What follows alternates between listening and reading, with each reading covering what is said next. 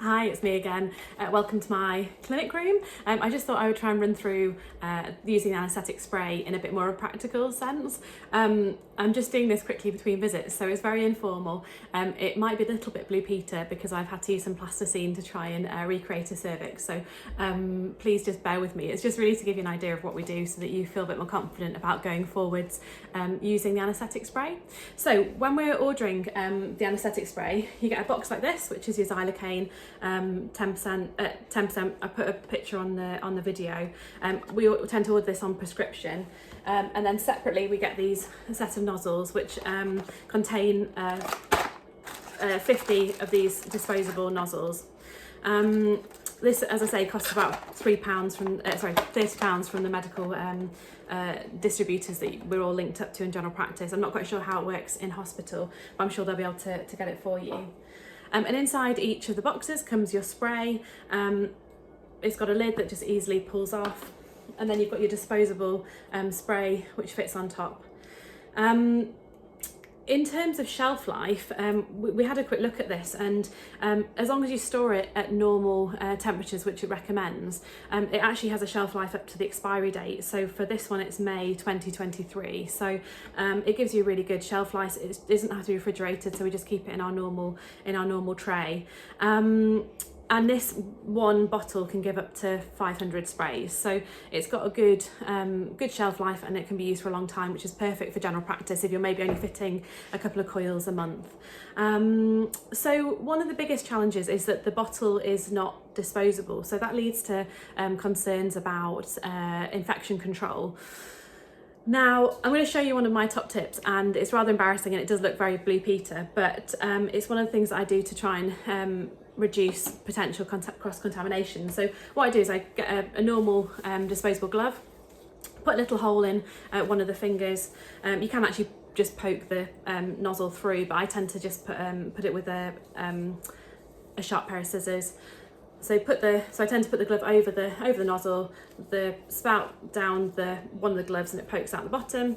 And then what I do is just tie the glove at the bottom. So hold on 1 second, I'll show you what I do. So I just tie the glove over into a little tight knot, like so, and then you've got a self-contained bottle. So when you touch it with hands that have done an examination or been used for the speculum, you're only ever touching the plastic glove, and it means that when you want to remove it, you just simply undo the glove and pull the whole thing off over the top, removing the nozzle, and then we also clean the bottle each time.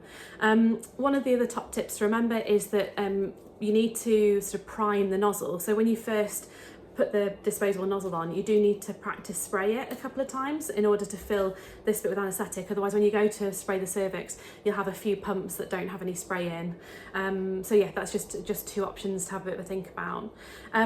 Now, in terms of technique, we've taken this technique from the references at the end of this video, but they basically recommend doing three sprays to the various surfaces of the cervix, and then one spray up the cervical canal. Remember, this is just about preventing pain with cervical traction. So it's about the pain when putting a clip on, and ideally you want it to be pain-free for women to make the experience as comfortable as possible. So this is when I'm going to bring in my slightly embarrassing plasticine cervix. So apologies for this looking a bit weird, but it's the only way I could think to show you, because it turns out you can't actually video with an iPhone down a cervix on our plastic pelvis model. So here's my cervix that I made earlier. And so what you're aiming to do is be approximately, so just going back to at what point you want to put the spray on. So it's after you've done your examination, you've put the speculum in, you've cleaned around the cervix to make sure you've removed any mucus or discharge. And then what you're wanting to do is put 3 squirts to cover the whole surface of the cervix. Now in the papers, they do 2 at the top and 1 at the bottom, and then 1 up the cervix. So if I can demonstrate on here, and it's a bit tricky because I keep missing it and squirting behind me. But so what you're wanting to do is spray top, side, bottom, and in up the cervix. As I say, about 4 centimetres away. That gives you good coverage. Now what you are left with once you've done that is some anaesthetic that drips into the posterior speculum lip. So what is important is just to wipe that up so you're not leaving excess spray inside the vagina. As we said in previous videos, it can cause potential vaginitis. So just removing anything that's excess is really helpful. Take the speculum out. Some women, might be fine having the speculum left in, but you leave it for about 4 minutes to give it enough time to work before you apply your clip or your tenaculum. So I hope that's been helpful. It's really easy to do, and in my experience it does offer more comfort for people having their IUC fitted.